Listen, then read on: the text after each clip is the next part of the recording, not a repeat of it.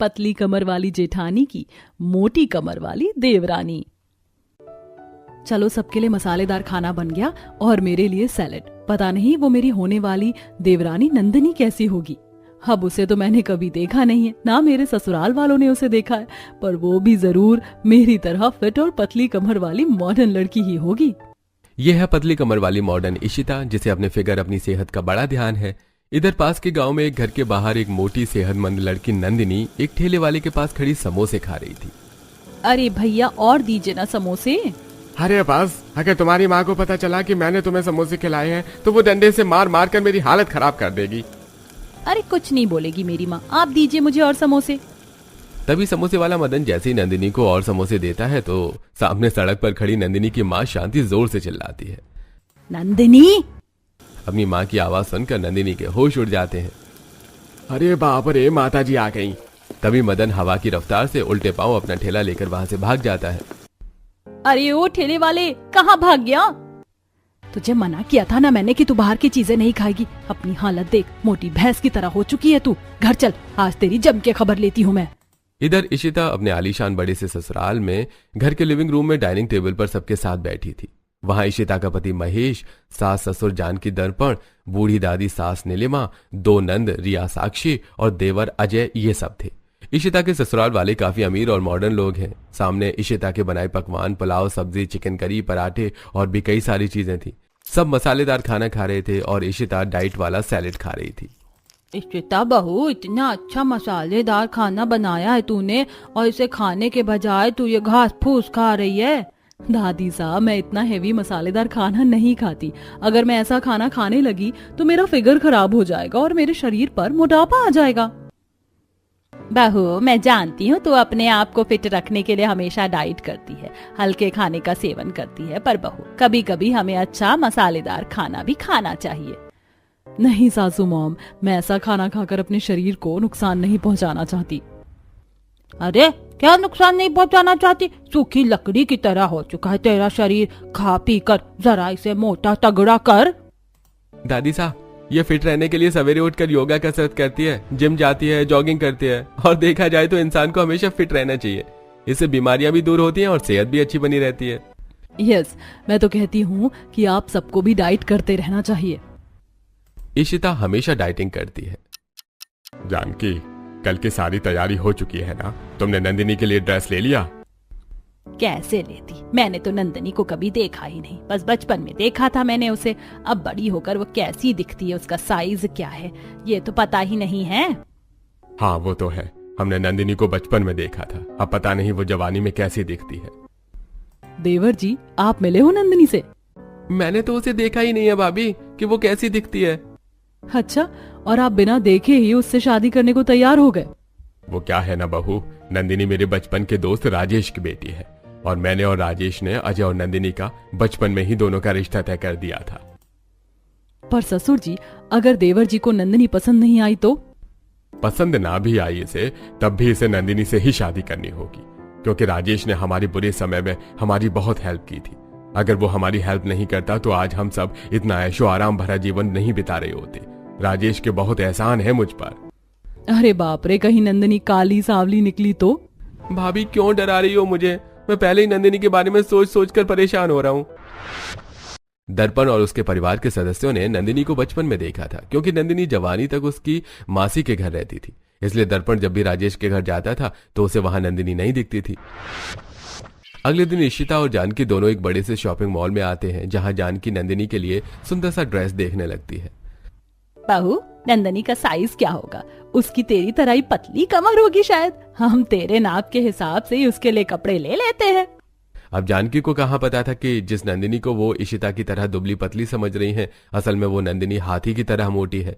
इधर नंदिनी अपने बड़े से घर के लिविंग एरिया में बैठी दोनों हाथों से कचौड़ी और बिरयानी खा रही थी। वहां उसके माता पिता राजेश, शांति और छोटा भाई अतुल था। नंदिनी के परिवार वाले भी काफी धनी लोग हैं। जरा इंसान की तरह खाना खा, खा खा कर फूले हुए गुब्बारे की तरह हो चुकी है। माँ, मैंने आपको कितनी बार कहा है कि आप मुझे खाने के मामले में कुछ मत बोला कीजिए। आपको पता है ना मुझे खाना कितना पसंद है।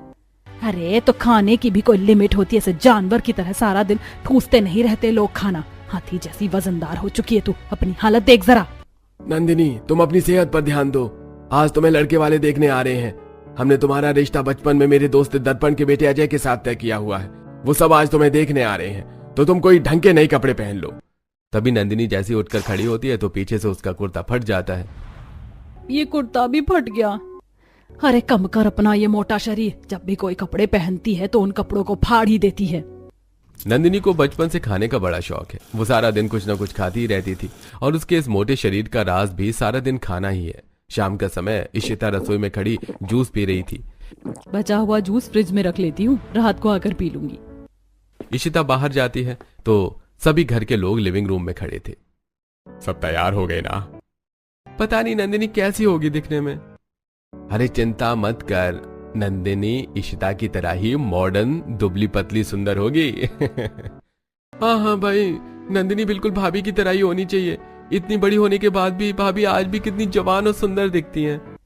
देवर जी चिंता मत कीजिए, नंदनी भी मेरी तरह ही होगी। अब चले नंदनी को देखने के लिए, हम सब बहुत एक्साइटेड हैं। इशिता 1 महीना पहले ही इस घर में शादी करके आई थी। तभी सब बाहर आते हैं और गाड़ियों में बैठकर यहाँ से निकल जाते हैं। थोड़े समय बाद सब पास के गांव राजेश के घर पहुंच जाते हैं। कैसा है मेरा यार राजेश? बढ़िया हूँ, तू कैसा है भाई?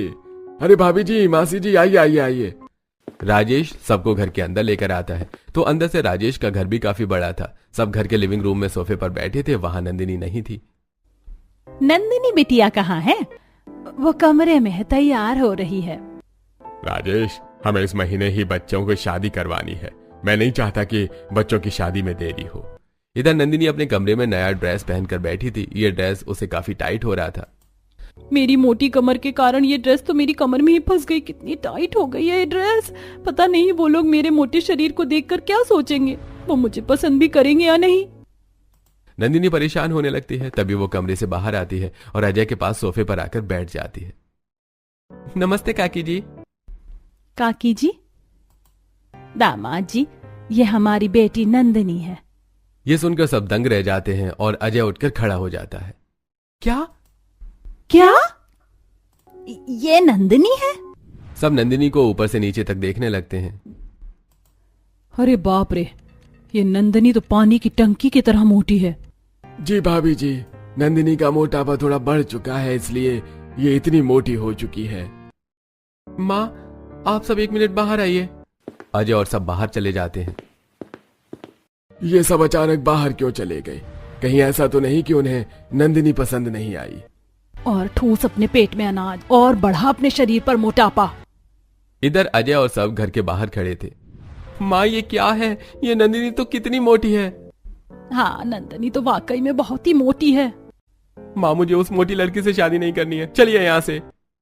अजय, तुम्हारी शादी नंदिनी से ही होगी। ये मत भूलो, उसके पिता का हम पर बहुत बड़ा एहसान है। पर पिताजी, नंदिनी तो कितनी मोटी है। अजय और उसकी जोड़ी कहीं से भी जम नहीं रही है। हाँ महेश, मैं सालों पहले अपने दोस्त को जुबान दे चुका हूँ। अब अगर एंड वक्त पर मैं अपनी जुबान से मुकर जाऊंगा तो मेरी क्या इज्जत रह जाएगी अपने दोस्त की नजरों में। ससुर जी की बात सही है। देवर जी, वैसे भी नंदिनी का वजन तो कम हो सकता है ना, आप चिंता क्यों करते हो? हम उसका मोटापा कम कर देंगे। तभी इशिता सबको समझाती है, जिसके बाद अजय और सब मान जाते हैं और सब अंदर आकर नंदिनी और अजय की शादी 1 महीने के बाद की तय करके अपने घर चले जाते हैं। आप सबने मिलकर मुझे बलि का बकरा बना दिया है। इतनी मोटी लड़की से शादी होगी मेरी। हम देखेंगे तो कितना मजाक बनाएंगे सब मेरा। अजय अपने कमरे में चला जाता है। अब इसी तरह दिन प्रतिदिन बीतने लगे। दोनों परिवार वाले शादी की तैयारियों में लग जाते हैं। एक शाम इशिता और जानकी दोनों नंदिनी का शादी का लहंगा लेने मॉल जाते हैं। उस नंदिनी की कमर तो कितनी मोटी है, बहू से लहंगा नहीं हो पाएगा। माँ जी, मैं नंदिनी का एक ड्रेस साथ में लेकर आई हूँ। हम उस ड्रेस के नाप का नंदिनी के शादी का लहंगा ले लेते हैं। इशिता शॉप वाले को नंदिनी का वो ड्रेस दिखाती है। अरे भाई, इतना बड़ा कुर्ता! ये कुर्ता है या सर्कस का तंबू? आप इस नाप का दुल्हन का लहंगा दिखाइए। इस नाप का लहंगा यहाँ तो क्या पूरी दुनिया में कहीं नहीं मिलेगा। ये ऑर्डर पर बनना पड़ेगा। हाँ तो ठीक है, आप बनाकर तैयार रखिए इस नाप का लहंगा। पता नहीं जब हमारे रिश्तेदार आस पड़ोस वाले नंदिनी को देखेंगे तो क्या कहेंगे। अब इधर नंदिनी भी अपनी माँ के साथ एक कपड़ों की दुकान में थी। नंदिनी जो भी कपड़े ट्राई करके देख रही थी वो फटते जा रहे थे। अरे ये क्या कर रही हो तुम? अब तक 4 कुर्ते फाड़ चुकी हो तुम हमारे। तो आप मेरे नाप का कोई ऐसा ड्रेस दिखाइए ना। इतने छोटे कपड़े क्यों दिखा रहे हो मुझे? इतने बड़े कपड़े नहीं रखते हम, जाइए कहीं और से खरीद कर लीजिए कपड़े। नंदिनी को उसके नाप के कपड़े नहीं मिल रहे थे। अब इसी तरह शादी वाले दिन जानकी के घर कई सारे मेहमान आ चुके थे। तभी सब बारात लेकर नंदिनी के घर के बाहर आते हैं, जहां अजय मंडप के बाहर बैठ जाता है। नंदिनी कहाँ है? शांति नंदिनी के कमरे में आती है और नंदिनी अपने कमरे में दुल्हन के अवतार में बैठी समोसे खा रही थी। ये बाहर दरवाजे पर बारात खड़ी और ये यहाँ भैंस की तरह खाने पर बैठी हुई है, और ये यहाँ भैंस की तरह खाने बैठी। अरे उठ नंदिनी, अब तो अपना खाना छोड़। तभी शांति नंदिनी को बाहर अजय के पास लाकर बिठा देती है। अब नंदिनी की मोटी हालत देखकर सारे मेहमान रिश्तेदार सब हक्का बक्का रह जाते हैं। ये क्या जानकी बहन, दुनिया में क्या लड़कियों की कमी थी क्या, जो आप अपने इतने हैंडसम बेटे की शादी इतनी मोटी टार्जन लड़की के साथ करवा रहे हो? नंदिनी मोटी है तो क्या हुआ, बाद में ये पतली भी हो जाएगी।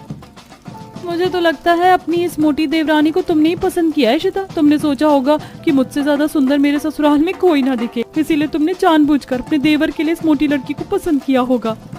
तभी वहां नंदिनी की सहेलियां आती हैं। अब देख जानवी, इस मोटी की शादी हो रही है। जरूर इसका पति भी लंगड़ा लूला ही होगा, क्योंकि अच्छे लड़के तो इस आटे की बोरी से शादी करेंगे नहीं। अब सारे लोग तरह तरह की बातें करके नंदिनी के मोटापे को देखकर हंसने लगते हैं। थोड़े समय बाद शादी हो जाती है और सब नंदिनी को लेकर अपने घर आते हैं, जहां जानकी के घर में आस पड़ोस वाली कई सारी महिलाएं थीं। ये क्या जानकी जी, ये किस मोटी लड़की को आपने अपने घर की बहू बना लिया?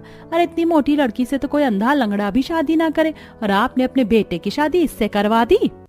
ये सुनकर नंदिनी दुखी हो जाती है।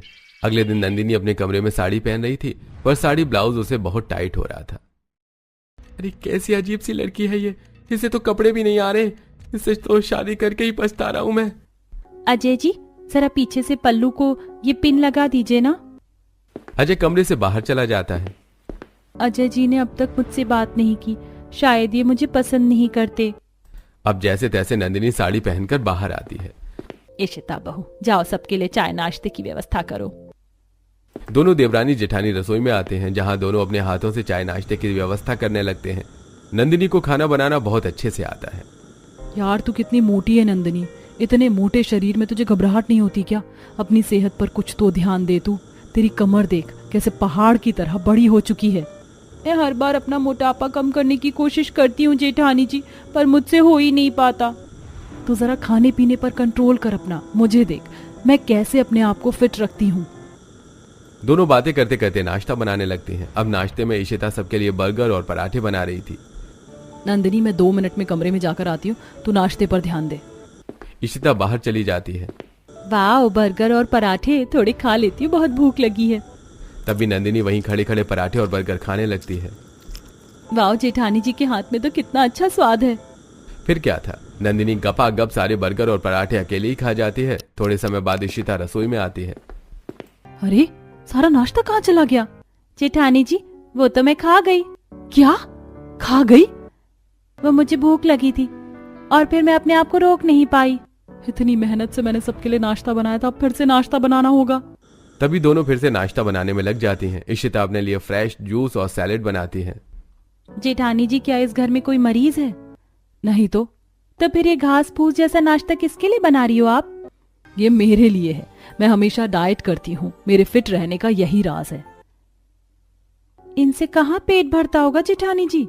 मैं तो कहती हूँ तू भी आज से डाइट करना शुरू कर दे और मेरे साथ रोज सवेरे योगा और एक्सरसाइज कर, फिर देख कैसे तेरे शरीर की चर्बी पिघलती है।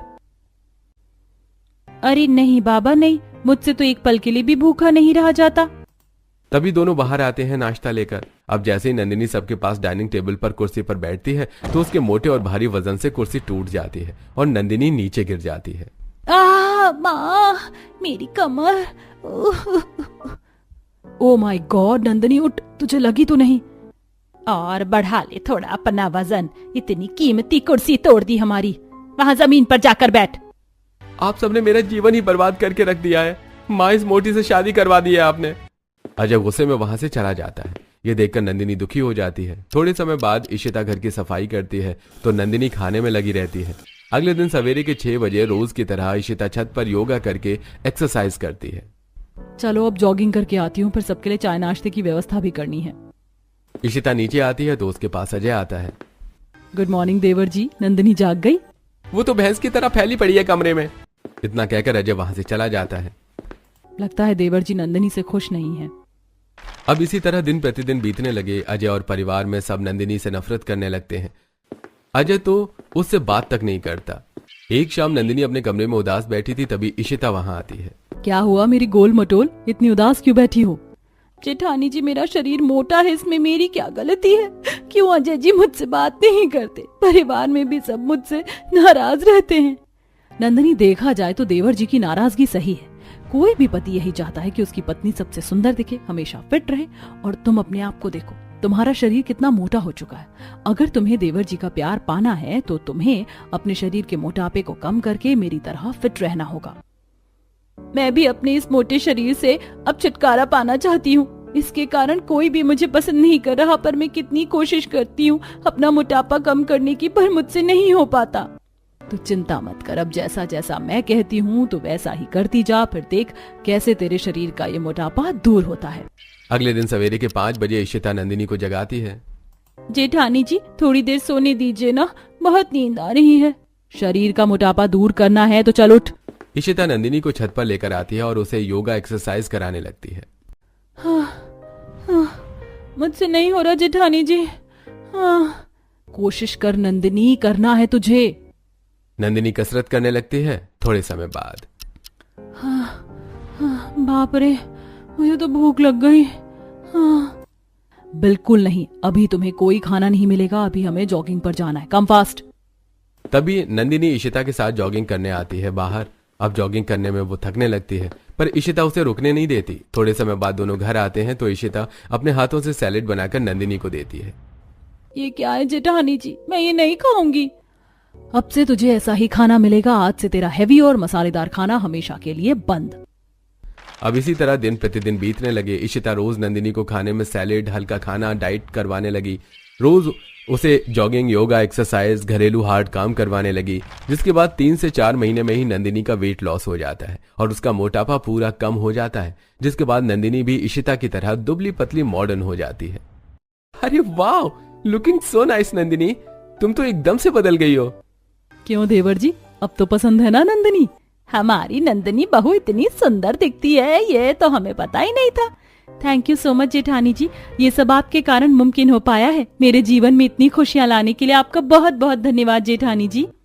इसके बाद नंदिनी भी घर से सबकी चहेती बन जाती है और अजय भी उसे खूब प्यार करने लगता है, जिसके बाद दोनों देवरानी जेठानी साथ मिलकर खुशी खुशी अपने ससुराल वालों के साथ अपना जीवन बिताने लगे।